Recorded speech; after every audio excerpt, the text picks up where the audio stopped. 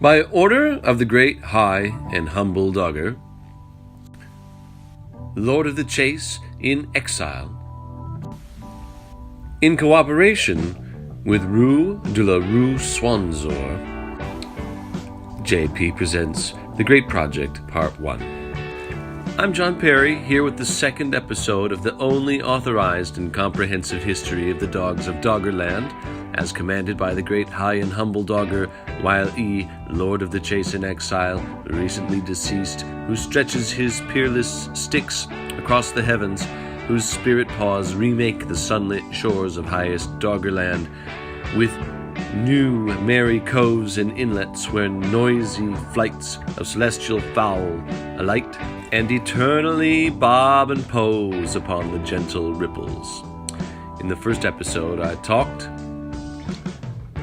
for a few minutes about dogs' fondness for buttered toast and tea.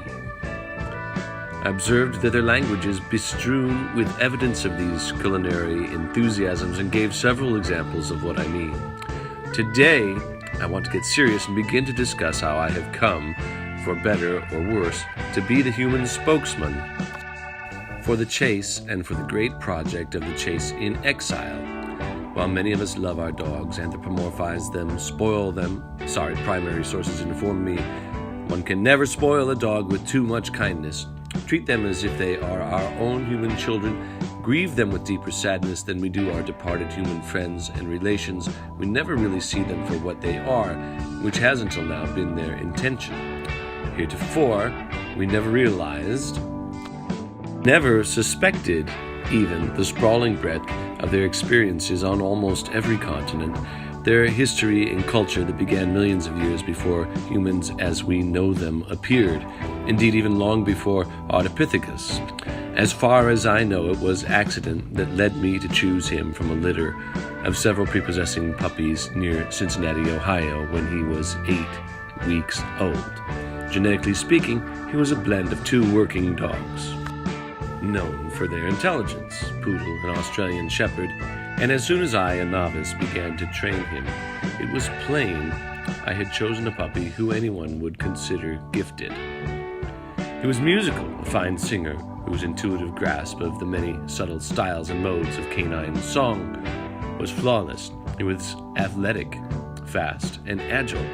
His round brown eyes communicated humor and subtlety, poise and certitude, gentleness and calm. Over time, the deep browns of his youth faded to light gray and cream. The long silk covering his legs and paws, preternaturally soft, was matched by fur of light color on his neck and head.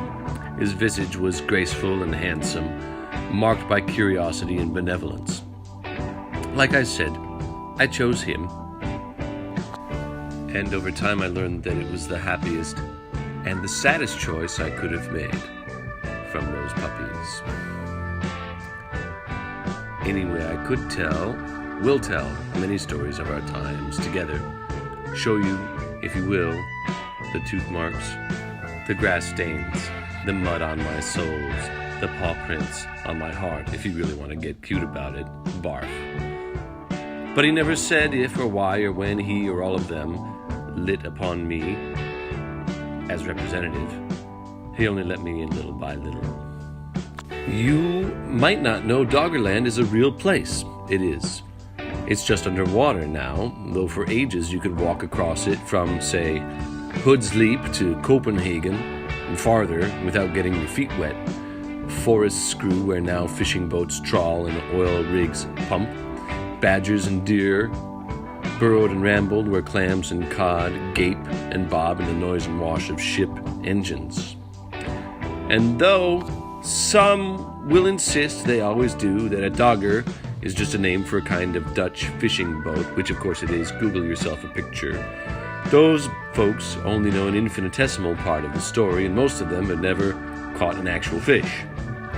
Because the chase held Doggerland as the kingdom of the dogs for millennia before the Picts and the Vikings and the Romans and the Christians, long before any of them showed up.